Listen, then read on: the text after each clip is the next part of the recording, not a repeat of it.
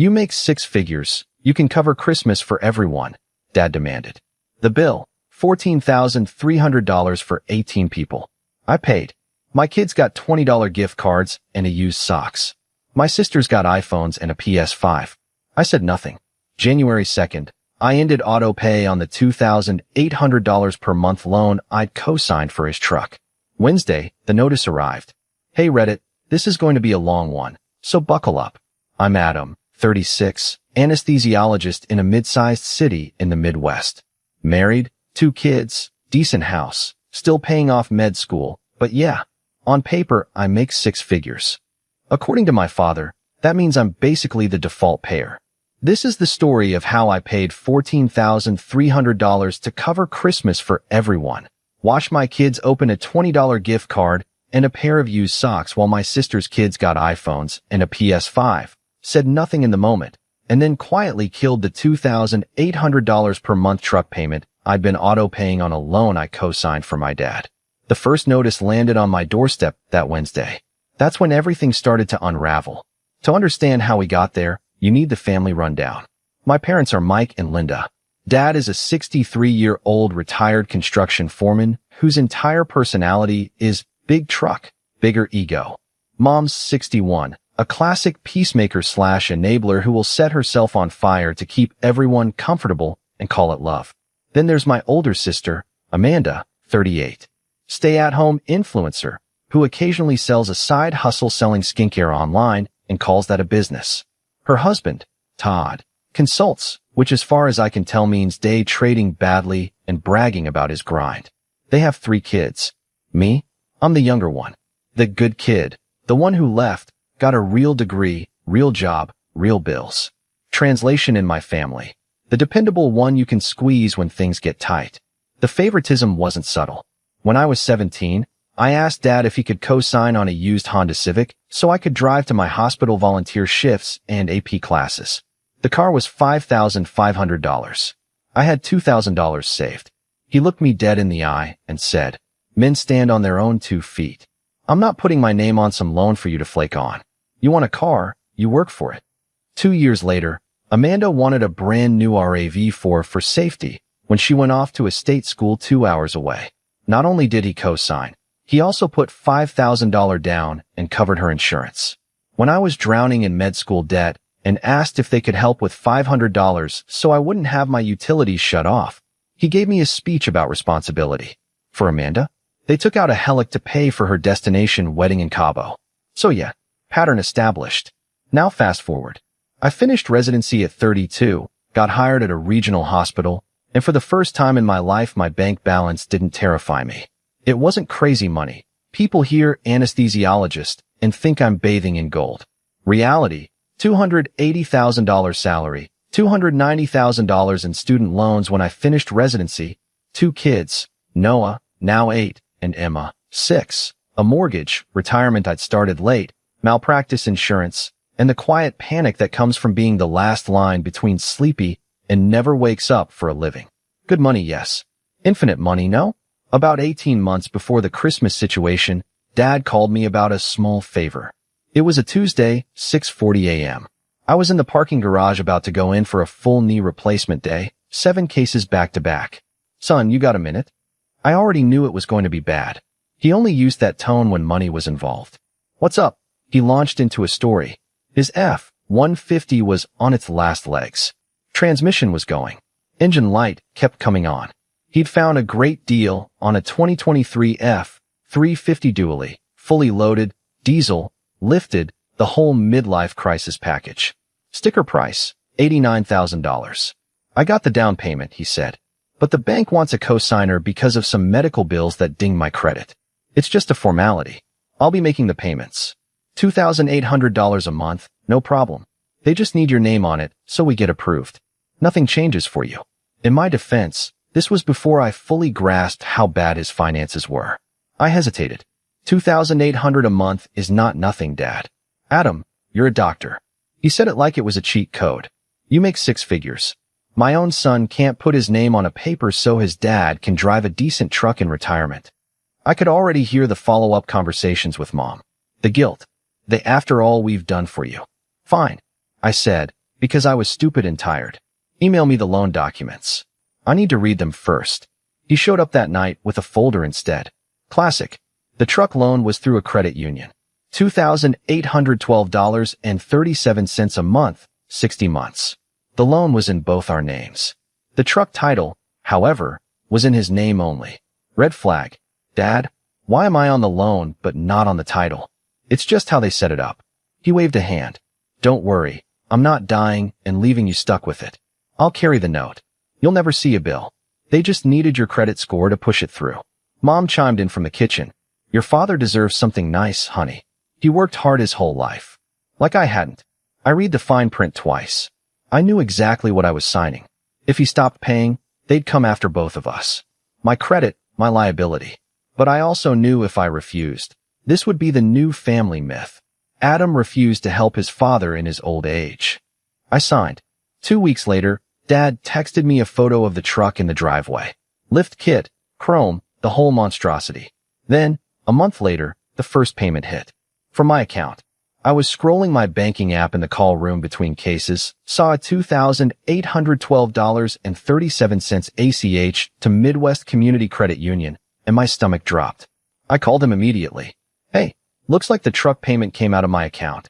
Yeah, that's just for the first few months, he said, completely casual. The lady at the credit union set up the auto pay with your account because you were there. I'll get it switched. Don't worry about it. Dad, we never agreed I'd make the payments. We agreed you'd help me get the truck, he snapped. I'm retired, Adam. It's not like I've got accountants and assistants. I'll go in next week and fix it. I'm good for it. He didn't. Month 2. Payment. Month 3. Payment. I called again. Same story. They messed it up. I'll go in. Stop stressing.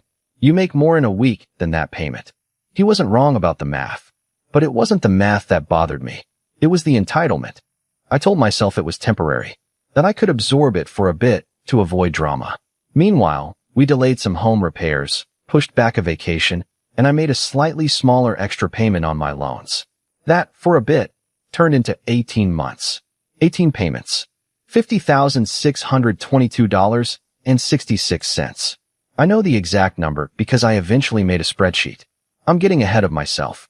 Now, the worst Christmas of my life. It was mid-November when Dad called with his big idea. I was on my lunch break, eating a sad sandwich in the physician lounge, scrolling through pre-op labs. Adam, we gotta talk about Christmas. Okay. We're doing it big this year. Whole family. Your grandma, your cousins from Tennessee, everybody. 18 people. House is gonna be full. That sounds nice. It will be.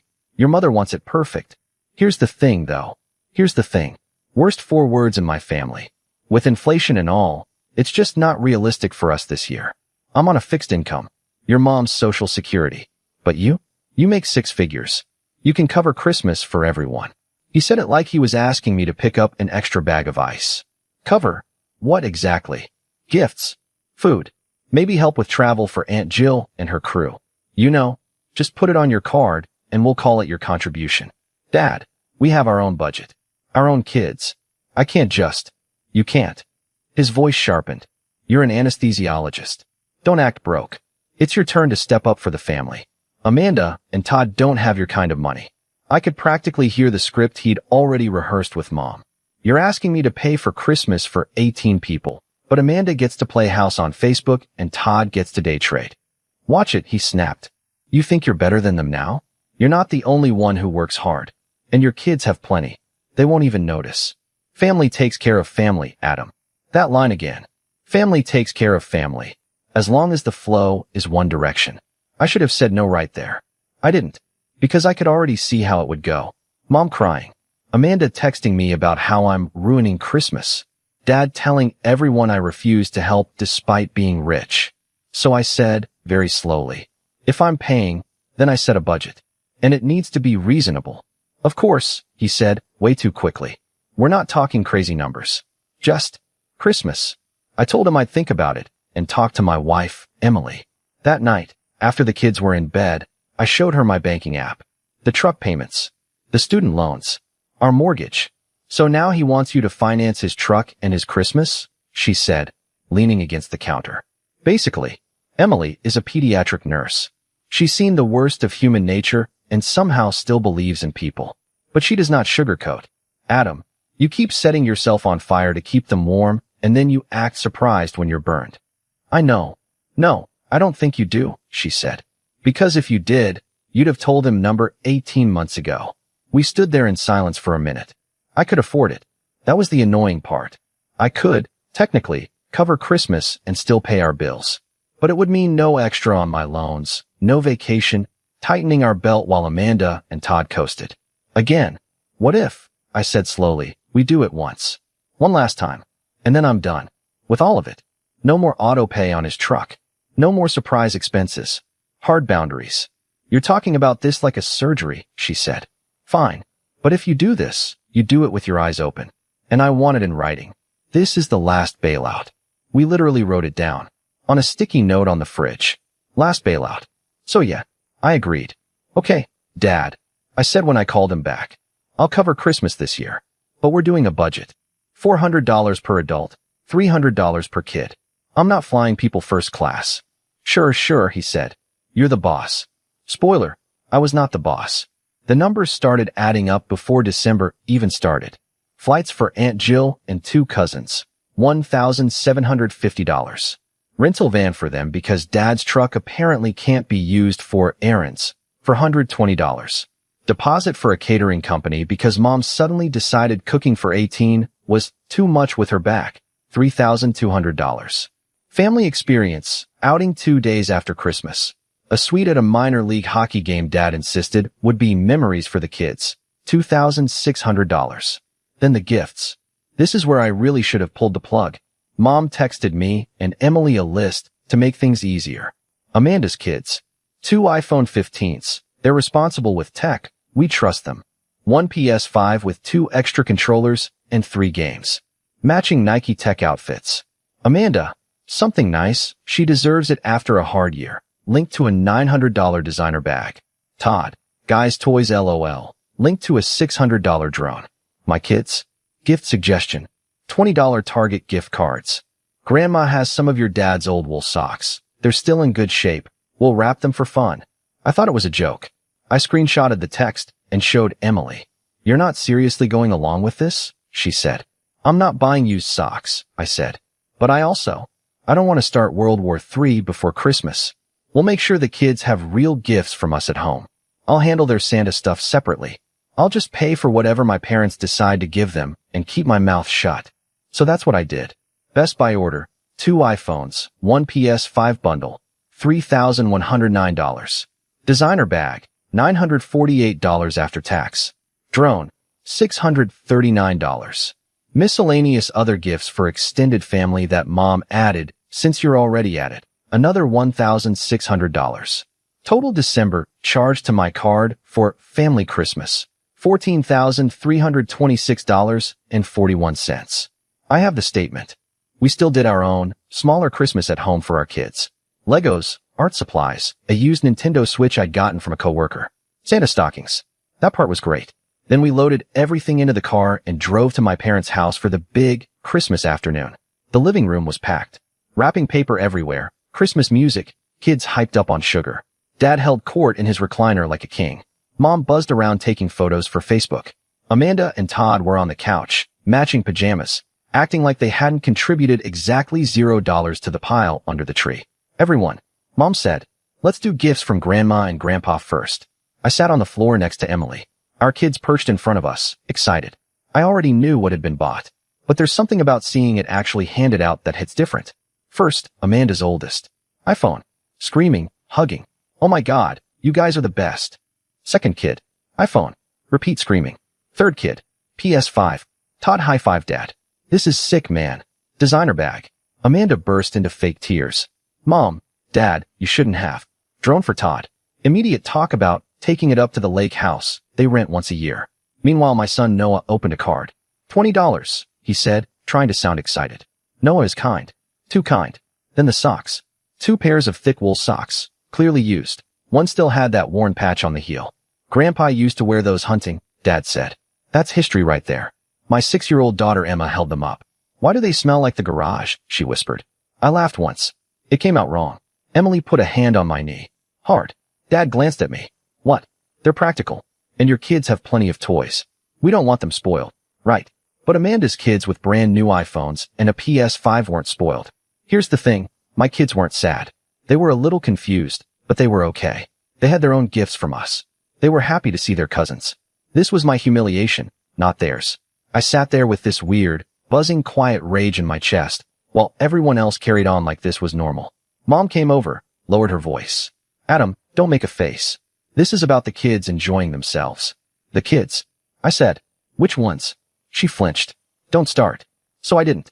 I smiled. I took photos. I watched my father brag about providing Christmas for the whole family, like he personally dropped 14 grand.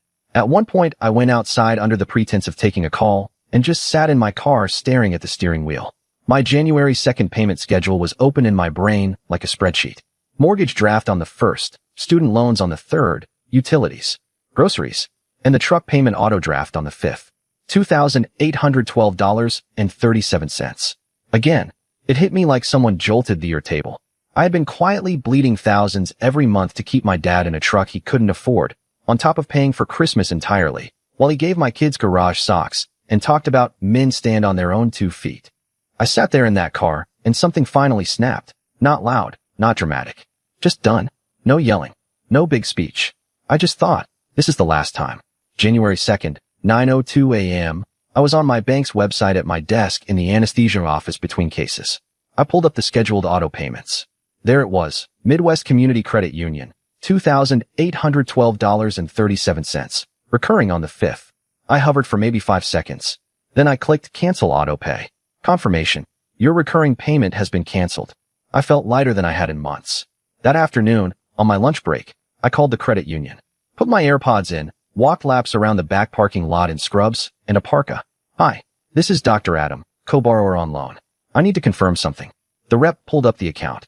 Yes, we show you and Michael as co-borrowers. Last payment received December 5th, via auto pay from your checking ending in 4367. Right? That auto pay has been canceled on my end. I want to be clear about the consequences. If no payment is made, what happens and on what timeline? She explained calmly. Due date the 5th, 10 days grace period. After 30 days late, they report to the credit bureaus. After 60 to 90, they start repossession proceedings. So if no one pays on January 5th, I said, it will show as late by roughly February 5th. Yes, sir. My goal is not to tank my credit, I said. My goal is to stop being the only one making payments on a vehicle I don't own or drive. Is there a way to have the loan refinanced solely into my father's name? Both borrowers need to apply, and he would have to qualify on his own, she said. Has his financial situation improved? I almost laughed. No. Then I'm afraid we can't unilaterally remove you from the loan. Got it, I said. So my options are, keep paying for a truck that's not mine, or accept the risk of a late mark and possible repossession. Essentially, she said. Thank you. That's all I needed. I hung up and stood there in the cold for a second. It wasn't a fun choice. A repo would ding my credit, not destroy it. I've got a solid history, mortgage, high income, but it wasn't nothing. But at some point you pick, your financial reputation or your sanity. I went home that night and laid it all out for Emily. I'd already printed everything. Truck loan documents, my bank statements with the auto pays highlighted, the December credit card statement with the $14,326.41 in Christmas charges circled in red. Worst case, the truck gets repoed and we take a 50 to 80 point hit on your score for a while, she said, looking at the numbers. We're not moving, we're not financing anything big in the next couple years. We can live with that. What we can't live with is this turning into the rest of our lives. Yeah. So, she said, we're done. We're done, I said. We both signed another sticky note. Done with the truck. Stuck it next to last bailout. I'm dramatic in spreadsheets. What can I say? The 5th came. No payment left my account. I didn't call my dad. I figured he'd notice when his bank started calling. Turns out the credit union had my home address as the mailing address for the loan. So the first notice came to me. Wednesday, January 15th. I came home from a late shift, still buzzing from a complicated emergency C-section, and saw the envelope on the kitchen counter. Midwest Community Credit Union. Important account information enclosed.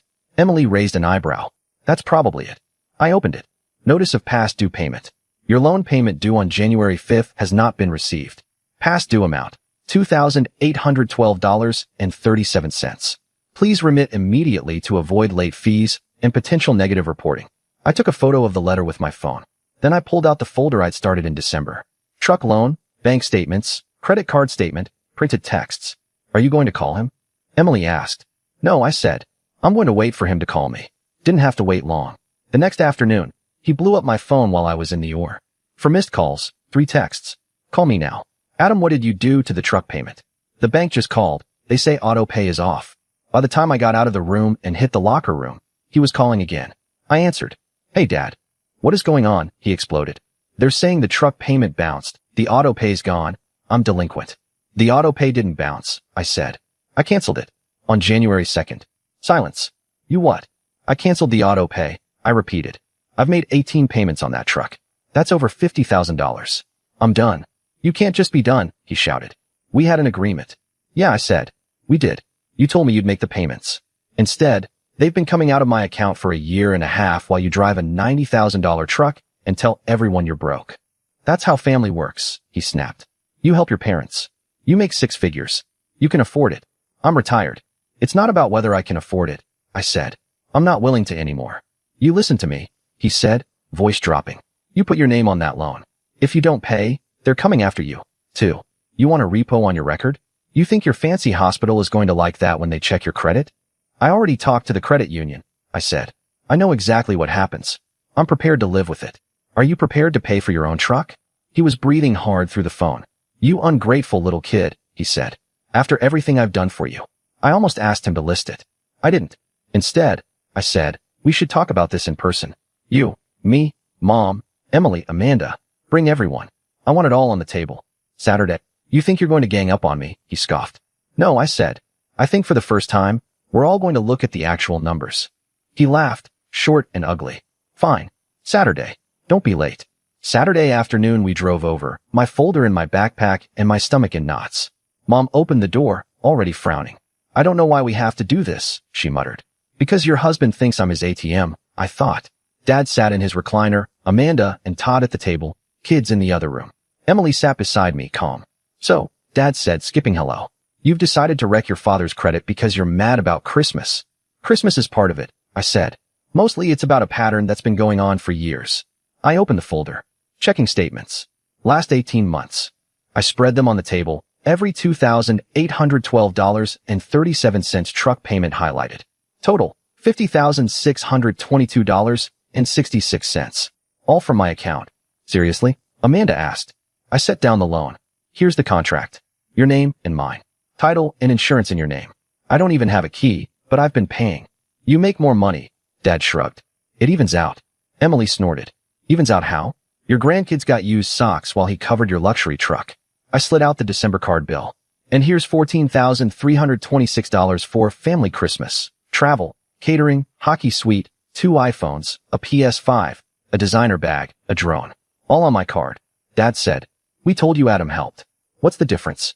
The difference is you treat my income like it's yours and call me selfish when I say no.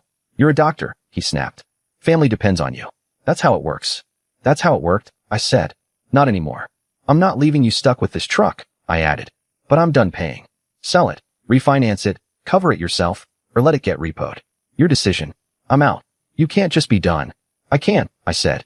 Mom tried. We're family. You can't expect him to give up the one nice thing he has. I'm not, I said. I'm just refusing to fund it. Christmas too. Dad sneered. Christmas is already paid for, I said. There just won't be a repeat. Next year we're home. You're welcome to join us, or not. This isn't about a truck payment, I finished. It's the bill for every time I've been treated like an open wallet and a second-class son. I'm not arguing anymore. I'm changing how I participate. I closed the folder. From now on I'm not co-signing, not auto-paying, not funding holidays. You'll still be invited to see the kids. But the Bank of Adam is closed. We left. No slammed doors. Just a clean cut.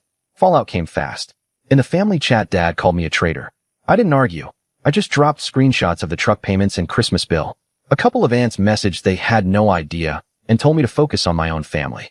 By March, the F-350 was gone.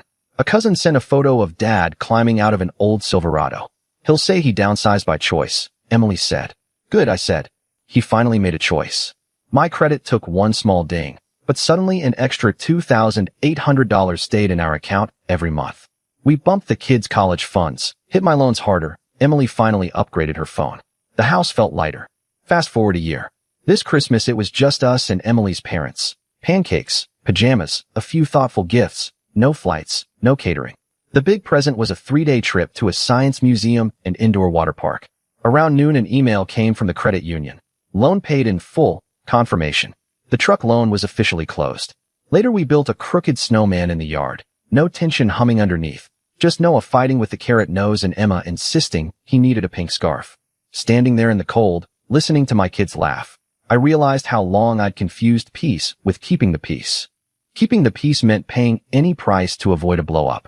Real peace meant letting people have their tantrums while I protected my own family. I don't regret the money. It bought me clarity. I just know I'm never paying that tuition again. So, this story teaches us, set firm boundaries with family. Don't confuse keeping the peace with real peace. Financial success doesn't obligate you to fund others' irresponsibility. Protect your own family first. Enabling dysfunction helps no one long term. So,